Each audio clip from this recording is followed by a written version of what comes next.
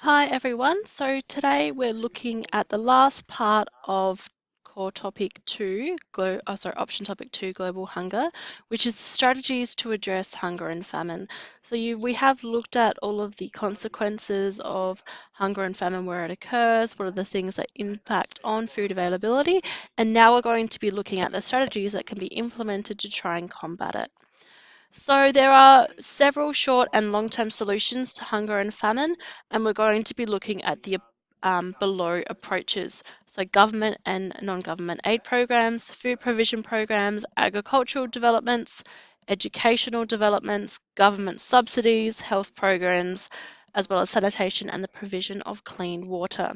So some of the short-term solutions include emergency shelter, food drops, safe water sources, and medicines. So the food drops are usually cereals or high energy biscuits, things that are really only there to kind of provide food for a short-term basis. Often in the case of natural disasters, you won't have safe water sources, so they will either drop boxed water or they'll have water purifying tablets. And medicines, usually it's vaccines against waterborne diseases like cholera, typhoid, or anti-diarrhea medication. So some of the more long-term solutions include rebuilding of infrastructure. So this is usually a result of a natural disasters. So it could be houses, roads, schools, crop redevelopment, hospitals, water sources, so sinking wells or plumbing, water for irrigation as well as drinking, electricity, or hygiene conditions like sewage and septic tanks. So other long-term solutions include sustainable farming practices, so educating local farmers on the best techniques to use given the current condition of the land where they grow their crops.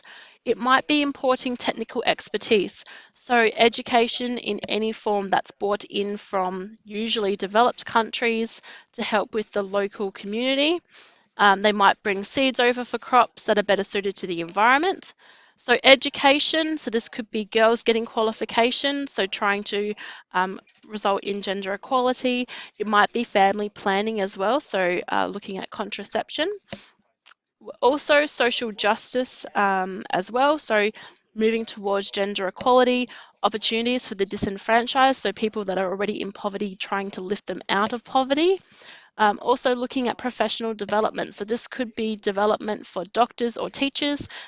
Teachers in Australia, for example, always have professional development. We're required to have 60 hours of it every 3 years, and that means that our quality of teaching is we're keeping up to date with the latest ways to teach and the best practices. Another long-term solution is microcredit. So this is revolving loan funds where you borrow money for a very low interest rate, and then it breaks the poverty cycle for that one, which means that there's enough money to make something. The person or then sells it for a profit. They use the profit to buy food. Therefore, they can work harder and longer, which means they make more wares and they make more money and more profit, and they can pay back their loan as well.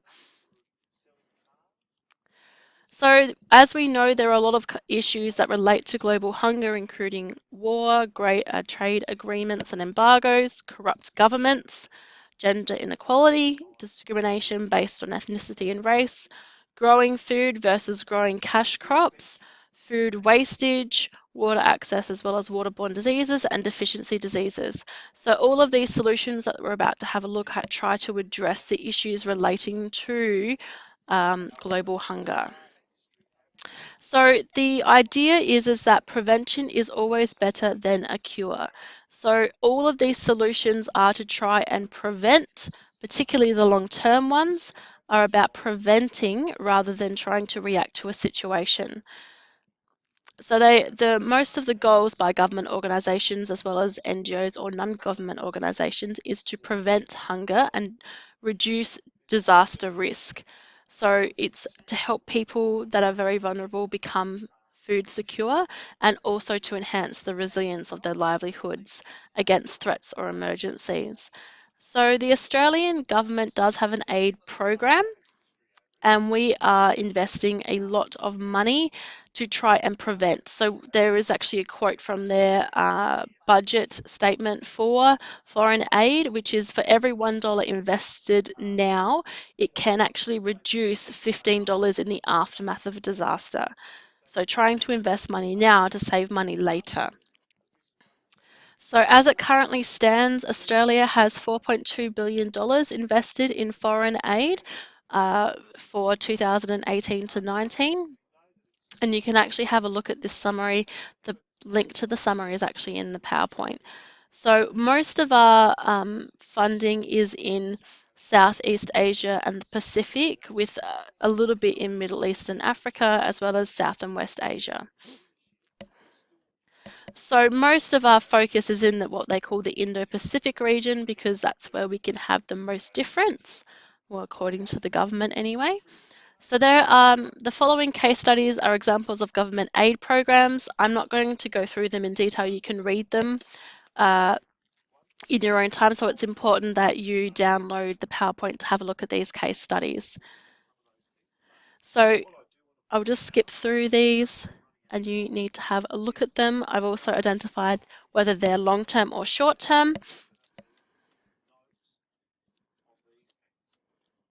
And you can see that we have a lot of different programs in various parts of the world. So non-government organisations are organisations that are private, but their main goal is to try and alleviate global hunger in third world countries by aid. So you might have heard of some of these: UNICEF, Oxfam, World Vision, Save the Children. There's also a whole bunch of other ones as well that you can always Google list of non-government organisations in Australia. So the Grameen Bank is an example of microfinance where they give money, small loans to particularly to women. So 98% of the customers of the Grameen Bank are actually women, and it's try to, again, talk about getting gender equality. So women are given small micro loans, which they use to purchase goods or seeds or something that they can then sell for a profit. They then use that profit to partly pay off their loan, the other part to feed themselves and their family. They can then work harder and longer, which means that they can make even more.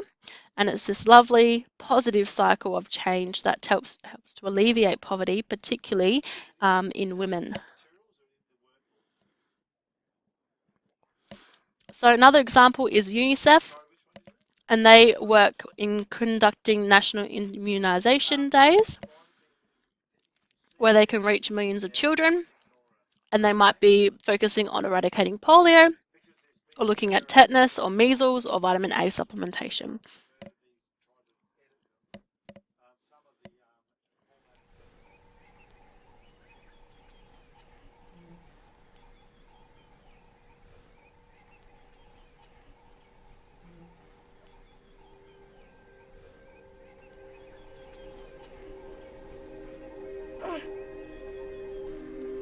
Every morning, I'm up before the sun.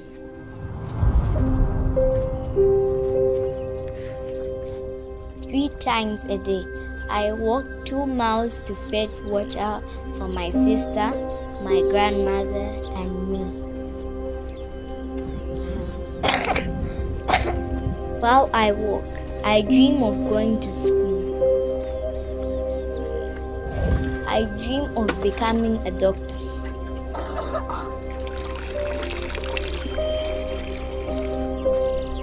My name is Violet and I'm Zambian. Zambia is my home, and I know how deeply it is hurting. Every day, more than 1,600 children under the age of 5 die from diarrhea caused by unsafe drinking water.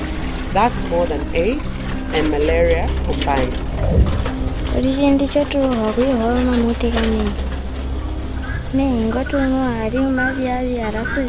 Abona amatari bose umuntu abona amwaje amatari ko kuntuga bugote butumubiri wonse tari kugutega me mulo ponya ndagara ubete tukupoto Bila tufai kufanya ndalawa bako. Wani bunga kamba kula hamana hiwani. Mbawini zifrun fahamu tafila baba. Enshi watirete hamesha asuma. Nchitoa kwa tajabu. Malamu adle kalipa. Chuo funda that's a picture. It was unbedded. World Vision has launched the most ambitious water program of its kind. Can you tell her? Yeah, this is hard. And is now reaching a new person with clean water every 30 seconds. Through their love and generosity, private donors have pledged to match every dollar donated to the fight for clean water. Join World Vision as they strive to change the lives of children forever. I just want to become a nurse. Tangira wadana teach. Coming nursing. Become a part of someone's story.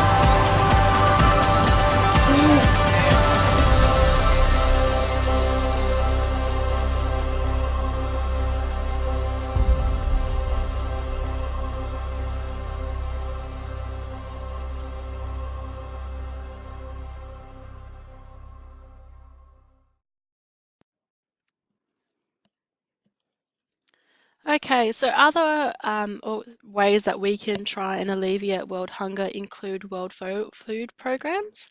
So have a look and read of this link here, the food basket that fights global hunger, and looks at all the ways that World Food Program, WPF, actually try to alleviate hungry people either on short or long-term solutions. So please have a read of that article.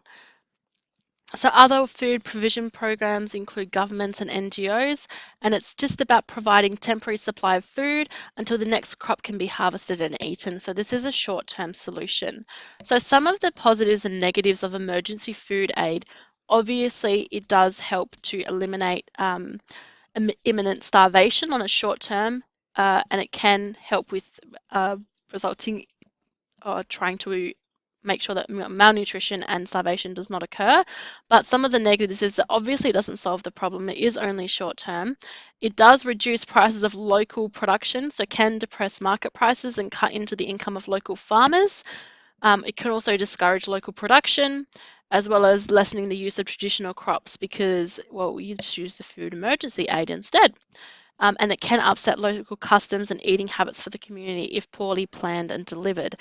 So the idea with NGOs is that they try to do no harm.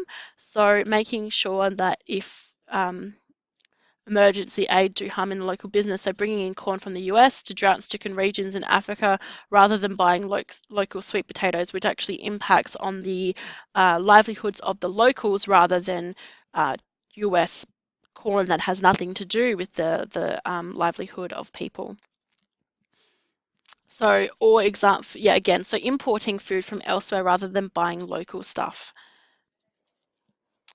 So there have been a lot of agricultural developments. So we're looking at genetically modified organisms. So we're looking at, say, golden rice, for example, or the fortified bananas that some of you would have looked at last week.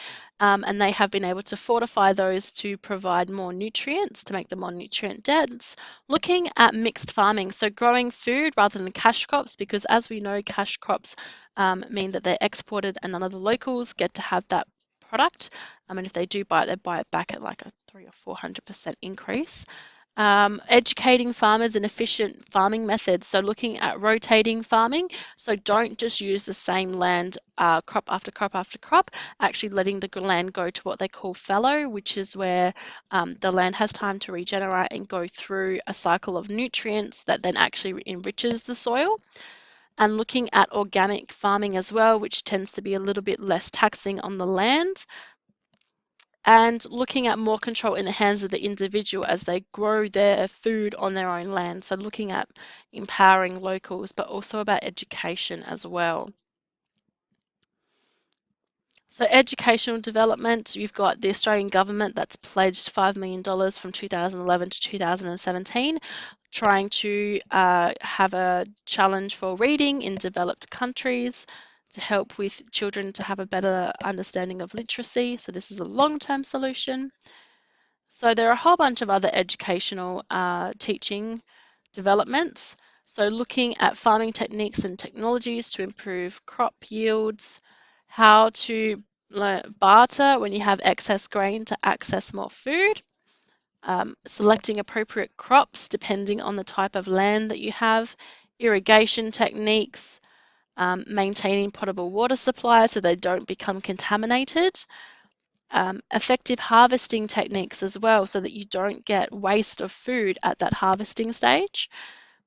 Also making sure that they know how to store their food crops properly to make sure that it doesn't go off or it doesn't get eaten by pests. And transportation methods as well to prevent spoilage and contamination. Look, again, education on appropriate storage of food and food preparation methods to allow for long-term storage of food and also how to cook it as properly to get access to most of the nutrients in the food too. So there are other government subsidies. So this is charity. So have you ever given to World Vision or any of the other charity subsidies? You can actually claim it on your tax, which makes it people a bit more likely to donate because they can get some of the money back that they do donate and it's going to a good cause. And then we've got health programs as well. So immunisation, so there's a case study for measles in Africa, and that's a long-term solution. So looking at the improvement of water, well, for starters, the health will improve a lot of people's access to health. It does actually improve the productivity of people as well because they're able to work harder and for longer if they're feeling well, which you would have noticed in that video that we looked at those kids in Zambia.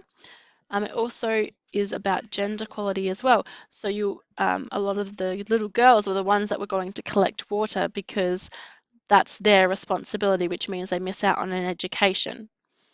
And also education as well in terms of being able to attend school because they're not feeling or they're feeling well. So there is the Civil Society and Water Sanitation and Hygiene Fund, which is looking at putting in or enhancing the health and quality of life by improving access to safe water, sanitation and hygiene. So they've actually looked at 19 different countries from 2013 to 2018, $103 million that will directly impact on 3.5 billion people and an indirect benefit of over 10 million people, which is pretty impressive. So then we've got Oxfam, who have projects where they drill boreholes, wells, instant tanks, pumps and taps. Another one is Engineers Without Borders. They also will try and they'll have, my brother actually did that when he was doing his engineering over in Cambodia, where they were actually installing infrastructure for local plumbing and wells to try and improve the quality of the water.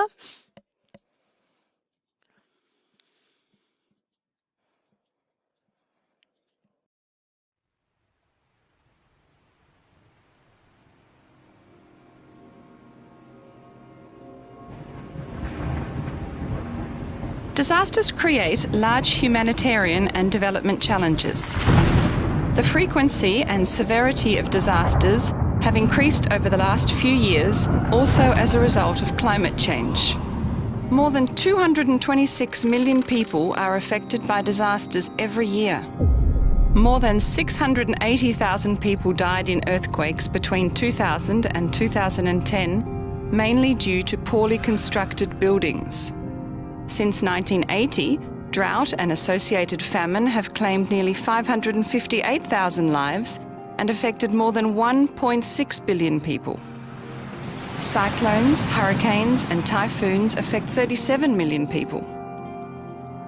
It is thus important to keep in mind that disasters are not natural. They only occur when people lack preparedness or the ability to cope with hazards. We can use the following formula.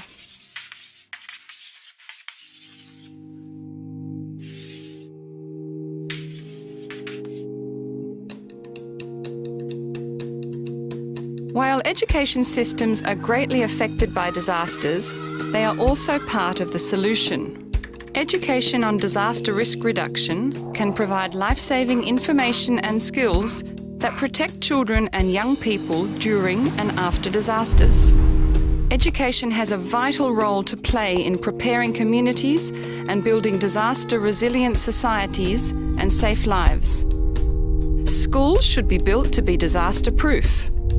In the case of Japan, this saved many children who survived because they were in school. Disaster risk reduction should be introduced into school curricula and programs.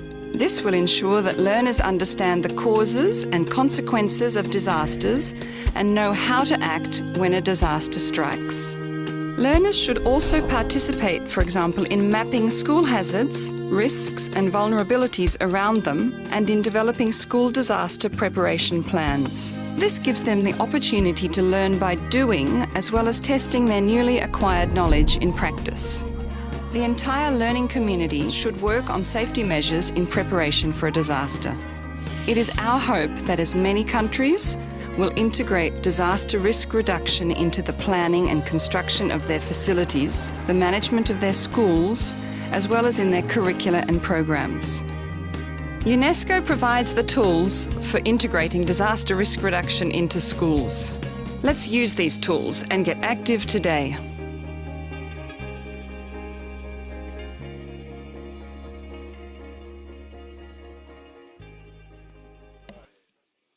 So if you're wanting to try and increase food reliability, disaster management is also really important as well. So whether we're looking at earthquakes, floods, cyclones, or the impact of global warming, so in this case drought, looking at disaster management and trying to prevent rather than cure is a good idea as well. So identifying the risk, preventing and mitigating it, and being prepared is going to help reduce the impact of that disaster on various people. So there are a whole bunch of things that you can actually do as an individual to help with the global hunger crisis. So you can waste less, so donate excess food, purchase food from a shopping list. You can recycle, you can support local businesses. You can buy from farmers markets rather than big corporations like Woolies or Coles. You can purchase fair trade and ethical products where possible. And if you really want to decrease your impact on global hunger, becoming a vegetarian and decreasing your carbon footprint will have an impact on the amount of carbon you produce. Therefore, trying to limit global warming, which does actually impact on the severity of cyclones, which then impact some of the most vulnerable countries